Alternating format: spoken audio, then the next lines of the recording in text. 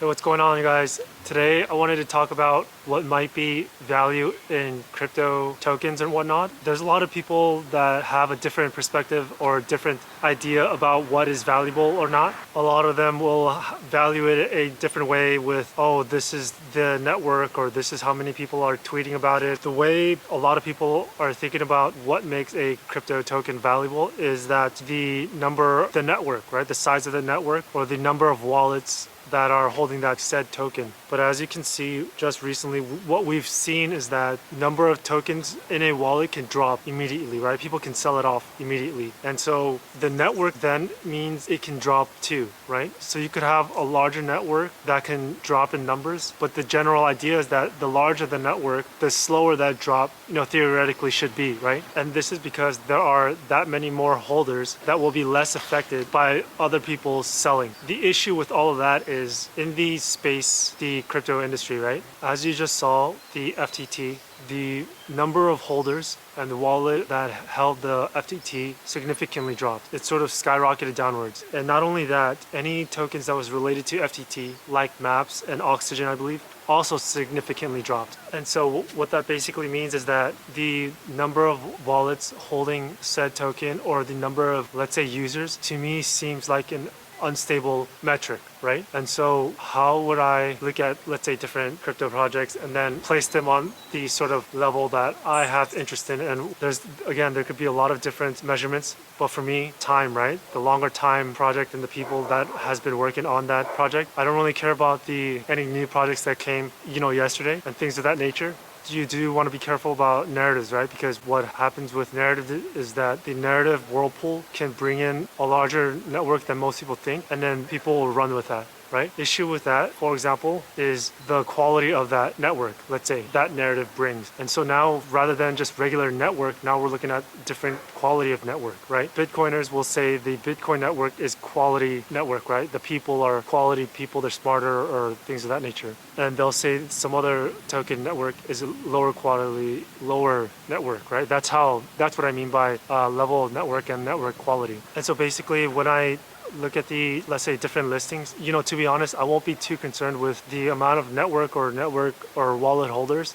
People should know and have seen and have experienced now that can quite disappear very quickly, right? What you want to do is always keep a tab on, let's say, token or token project and the people. And basically what you're going to have to do is constantly update, right? I think a lot of people have described this as whole industry as seed stage investing. You invest the money and you're just gonna have to wait and see if anything happens. That is definitely a lot of the times the thought process should be just money that you can lose, put it in, and if something results from it, then that's good, right? Obviously, you want to do a little bit of research and figure out what they're claiming and what they're saying that they want to do is viable or a good idea. As far as myself, I do keep update, right? I do want to constantly know what is going on. Sooner or later, we're all going to have to figure out another layer on top of this, which is going to be these token projects. But on top of that, where are their jurisdictions and how are they going to operate when there is a regulatory framework that comes about, right? Because a project that operates in a jurisdiction that has a lot of limitations, shall we say, compared to another one that is in a Portugal or a much more sort of understanding Singapore, I think those will have a different effect. And so those layers, those are the ones that you want to keep in mind. Going back to issue about the value of, let's say, said project, the way I would see it is go with the number of wallets holding and then check the network out and see if the network is viable for whatever use case and figure out if that's something that you want to check out. But from what I have seen is that we have been in a period of economy of scarcity, right? Which is why there's these different models that range from capitalism to communism, and the best way to deal with scarcity for all the people that are coming online, right? Coming alive. Those economic models worked at that period, but if we're going into a period of an economy of abundance where there's going to be abundance of energy, food. People don't have to, maybe not have to work.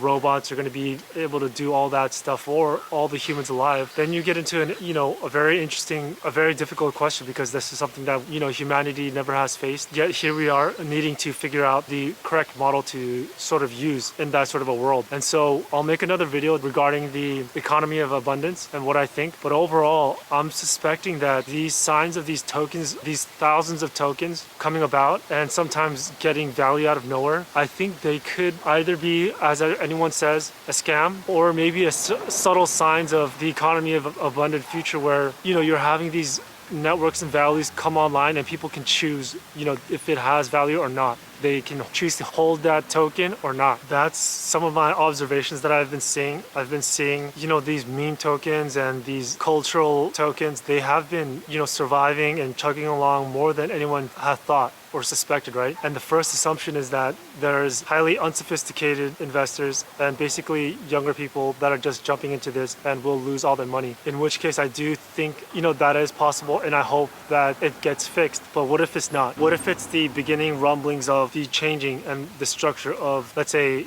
economy, financialization of the economy, financialization of the culture, financialization of the network. And I think it's no coincidence that financialization and technology are two headwinds that are coming our way, right? And I think if we are going into this world of economy of abundance, I think there might be more observation warranted when it comes to these different tokens and how these different networks are forming right now. And if that's the case, if these other networks does come online and all of a sudden are able to command a lot of liquid capital out of nowhere, my suggestion is that then to treat it literally as seed stage investing and nothing else. Don't be emotionally tied to anything, like let's say the maxis, or everybody has a certain project that they're emotionally tied to. At that point, if you're telling me that this is all a portion of the economy of abundance world and this is all trial and error, then basically it's a crapshoot, right? And so if that's the case, steer your ship in getting the most amount of treasures that you can with the least amount of risk, and keep sailing and see where all of this takes us, right? Because the sort of risks that were there are growing and growing. I think when we're looking at the FTX fallout, it's no coincidence how there's all these tethers when the whole point of all of this was that there is no tethers, right? I think there's a lot of people that are stating that that's because there are centralizing forces that they don't want decentralization, they want to centralize everything, and it's a battle, which is totally true, and I think that's also the case. But I think the natural behavior and tendency for all the humans and the networks, they gravitate towards centralizing, right? And I don't think that's a coincidence. I think there's a lot of people that, as humans, as social animals, that's something that innate within us, right? So that's another thing or thought that I think people should keep an eye on. There's a lot of Bitcoin maxis that say that they like to put everything in Bitcoin and they're totally out of the system. They feel liquid and free. But in a way, when I was in all these different cryptocurrencies, I felt very liquid and free. If a government stamped down on 100 cryptocurrencies, 1,000 more would arise. If they stamped down 1,000, 5,000 would arise. And so for me, I got the feeling that, I was on the net, I was on the internet, right? And so that conversation is getting into the much more the physical and digital realities fusing, the human being becoming more digital, right? How or what does this all mean for now? We don't know yet because it's evolving right now. But I think that it's no coincidence when we're seeing the push for, let's say, CBDC to have a digital identification online, right? To have birth certificates and all of that stuff as non-fungible tokens to be able to be sent around worldwide, right? Just like our medical records, that there are certain projects that are trying to accomplish. Maybe the hidden value will lie in the very subtle, not so exciting narratives, right? The hidden value might actually be being able to do the things we're doing just a little bit better, incrementally better. Maybe that's what's going to be the bigger project, right? We'll have to wait and see, because every country had their own Uber and Uber Eats and stuff like that. Maybe this time it's going to be one global one or whatnot. So that's just the way I'm thinking about things. And with that said, keep your eyes open and your ears open, and I hope the best for everybody, and don't ever stop trying to keep aware and always try to, stay up to date with everything. And with that said, good luck.